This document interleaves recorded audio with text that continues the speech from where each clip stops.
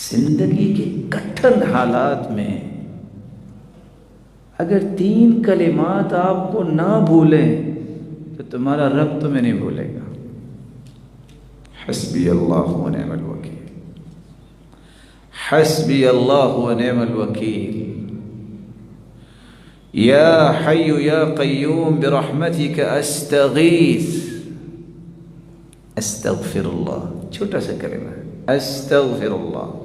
من لازم الاستغفار جعل اللہ له من كل هم فرجا ومن كل ضيق مخرجا ورزقه من حيث لا يحتسب۔ استغفر اللہ چھوٹا سا کلمہ ہے جو یہ کہہ دیتا ہے اللہ سختیوں سے نکلنے کا راستہ بنا دیتے ہیں، ہر مشکل کو آسانی میں بدل دیتے ہیں، اور وہاں سے اللہ عطا کرتے ہیں جہاں انسان نے کبھی سوچا نہیں ہوتا۔ میں اتفاق سے کراچی درس پہ گیا، جو ہی ہم گاڑی سے اترے، حالات بھی کراچی کے ویسے ہی ہیں، اللہ تعالیٰ مہربانی فرمائے، تو ایک شخص کہتا ہے مولانا میں آپ کے ساتھ جانا چاہتا ہوں۔ ساتھی بھی پریشان ہو گئے کہ یہ کون ہے جو کہہ رہا ہے، کہتے ہیں بس 2 منٹ مجھے دیجیے، یہ میرے استغفار کی گاڑی ہے۔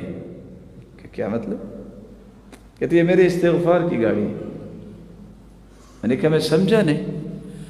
کہا میں نے درس سنا تھا استغفار پہ، میں نے 25,000 جمع کیا تھا کہ کوئی کام کروں گا، جس کو میں نے دیا وہ لے کے بھاگ گیا۔ میں نے وضو کیا اور مسجد میں بیٹھ گیا، میں نے استغفار شروع کر دیا،